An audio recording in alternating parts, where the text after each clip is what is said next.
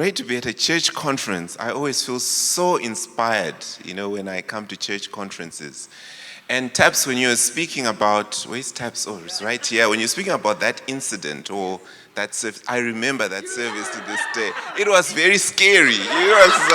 So church planting can be fun, it can be scary, but I remember that. It was just an amazing memory I'd forgotten about it, but you reminded me of it. So church planting is also fun. I know Tab spoke about the cost, but there's a lot of fun memories we can share about the joys of church planting, but part of it comes from the sacrifices that we had to make, cleaning up, after the service or before the service. So, church, let's go because it's fun. I want to talk about creativeness in fruitfulness and generosity, which is one of our core values as disciple nations. And firstly, I would just like to just read a few verses from Exodus, and then I'll go into my message, which is 15 minutes long, so I have to be careful not to get carried away. And it is when God says to Abraham, to Moses, not Abraham, "What is in your hand?" And he asks him to throw the staff on the ground. It becomes a snake, and he says, "Show them this sign."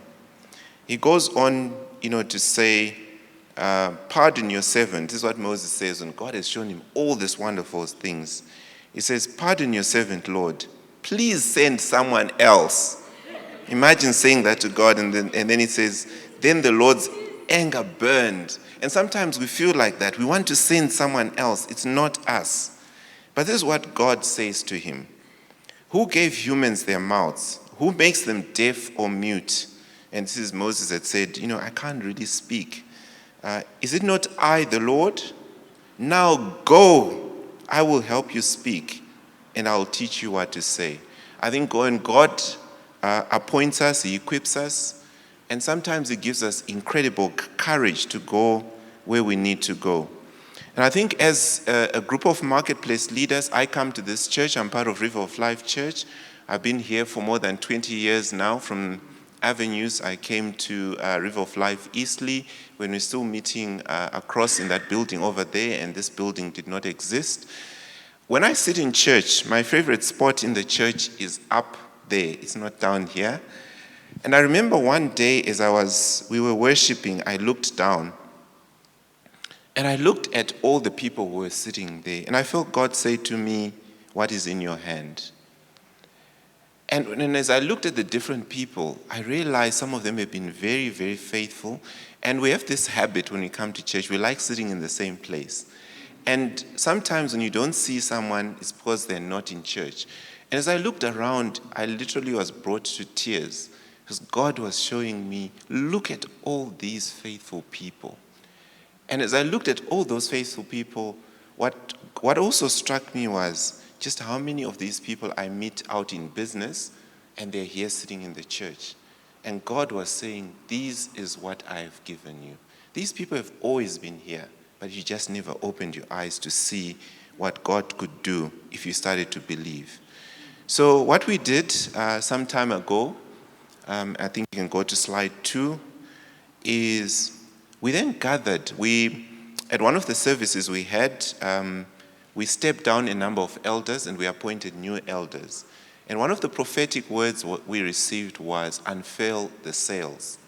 God is going to do something new. He really wants you to launch out into the deep.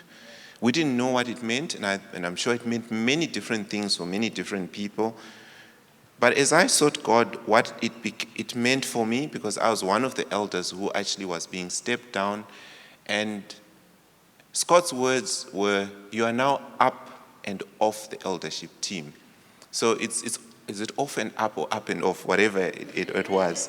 But really, it was trying to depict a picture that you're not stepping down, you're actually stepping up into leadership. And I think that's the way I understood, what happened and what that prophecy meant. So we gathered a number of marketplace people. These were just some of the foundational scriptures. I will not go through them. And we said, what can we do? So we had what we called a set sail breakfast. That's why you probably see a little boat there. And we said, let's start something. What can we do? And we came up with an idea to say, why don't we start crowdfunding for ideas that we can implement in the church? We started thinking, what if we raised 250,000 in crowdfunding? What could we do in the church? I can tell you that by the end of this year, that crowd fund would have reached about $1 million. The growth, and praise God, because when we started, my thinking was, in a few years, if we get 250,000, we've done really well. God has showed up. But as we went through this, you realize that actually, as people start to understand where we want to go, understanding the vision, they are willing to do more and to go further. So that's the idea of the crowd fund. And what we're going to be using that crowd fund for is to propel the initiatives of what we want to do as DNA. And in the last 18 months, we've managed to grow that fund by 64%. And this is in US dollars, not ZIG, not... And you know why that is the case?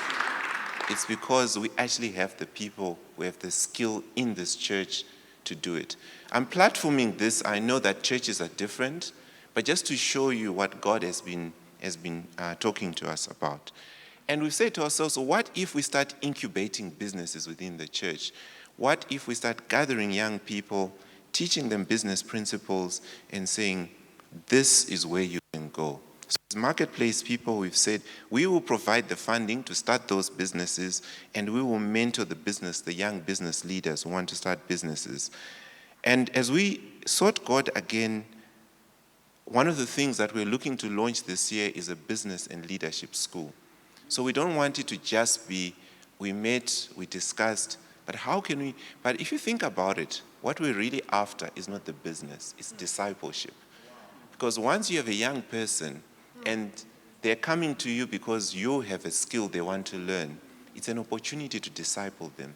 So our opportunity here is to disciple the next generation. And we started linking up with Graham and Belinda Marsh and what they were doing with RBC. So Jacob and I have sort of been running with that. And we've done 2 RBCs already. And if you go to, okay, I'll go there just now. But really what we are thinking is, what about the next generation, which is, again, one of our core values? How can we be intentional, not just raising and releasing, but intentional about the next generation?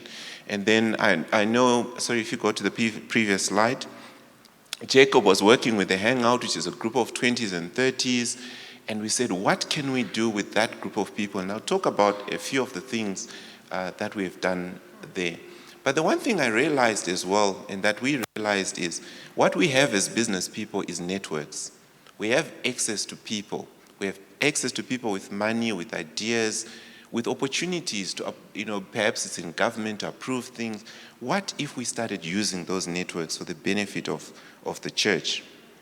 So we developed this model, and we're on, and I'll leave it here, and there's a lot more, I think, that we could talk about.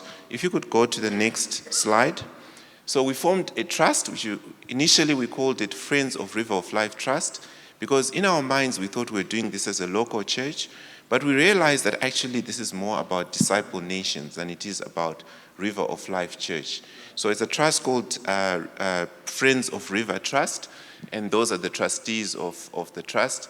And what you realize is you've got people like Unity, who I saw sitting somewhere there, who's a lawyer, 17 years, one of the senior lawyers in the country. He's sitting in our church. He's an elder. How can we use his skill and his resource? We've got Lloyd, who sits at GP. He's one of the top fund managers in the country. He's handling hundreds of millions of dollars. He's sitting in the church, and he's our chief investment officer for the fund. And a lot of what we've been able to achieve is through his efforts. There's myself, there's Kelvin, who's an actuary, and actuaries are very good with numbers. These are some of the resources, and this is only some of the people I can talk about. If we look at our finance team now, we now have 3 finance teams. So we've got a strategy team. So on the strategy team, we've got Shami, who leads it, a woman. So we've got 3 teams. There's a strategy team, and then we've got what we called sort of like a medium-term finance team and the short-term team. So we're dreaming about where could this go in 10 years' time? And we're saying, how can we raise resource to release what we want to do as disciple nations? So our goal is to raise about $10 million for the work that we're doing. We may not raise it now. It may take us 10 years or whatever, how much ever time to get there, but that is our goal. And I think once you start to envision people around a goal or an idea which you know that you can't do in your own strength, people are more inspired.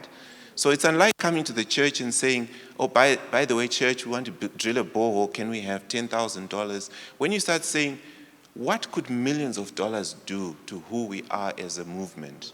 And how could we generate resource that actually propels the platforming of 100 churches by 2025 to platform a movement of thousands of churches? So when you start to dream about thousands, you also have to dream about how can you resource a movement of thousands of churches.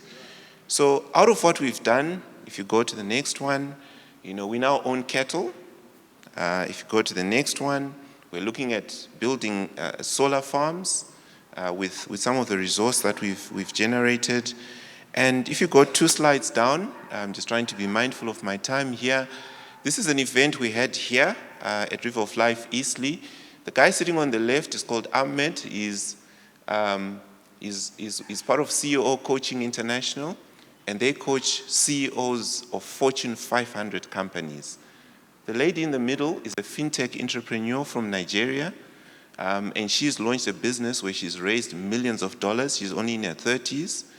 The guy on the right is the former head of Coca-Cola for Africa, so he was helping us with that. So what we've said to ourselves is we can bring the best in the world to help get us to our vision. We have the networks, we have the contacts, and we will bring it to help our young people to develop, to become who they want to be. So if you go to the next one, so the idea is it's generating ideas, using our gifts, skills, and capabilities, and the networks that we've developed. And why are we doing it? If you go to the next slide. I think just keep going to the very last one. But effectively, we're doing it because we want to go. Amen. Let's go. That's why we're doing all the things that we're doing. So I just want to end with a few testimonies of some of the things that we have seen. One of the things we celebrated as River of Life Church last Sunday was record giving in the church. 2024, despite everything that's happened in Zimbabwe, was our best year ever. However, when we got to December, we were below target. It didn't look like we were going to achieve our target this year. We needed 50% more than our average for the month. And December, traditionally, people go away, and traditionally, December is one of the lowest months. But praise God, we were 50% higher than almost our highest average that we've ever achieved. And you know why? It's because people rallied to something. People believed that this was a cause worth rallying to. And just appealing to the church, the marketplace guys, to say, guys, let's go, we can do this. We were able to achieve some of those targets. So what am I saying with everything that I've said? We need to resource the vision. God has given us the skills and the capabilities to be able to do it. It is all within us. Each church has got a different context, which is what is in your hand. So what is in our hands as a city church is we have business people. We attract business people into the church. How do you get business people to interact with the vision of the church? That is really what we are about as marketplace leaders. So church, I think God is showing us something amazing about what we could do to platform 100 model churches this year and 1,000 churches and a movement of thousands of churches going forward. So that is really just my short presentation to you. And I pray that God continues to grow our capacity to believe, to dream, and to see where he can take us if we really truly believe that he can take us to places we've never been if we just launch out into the deep and we set sail into what God has called us to do.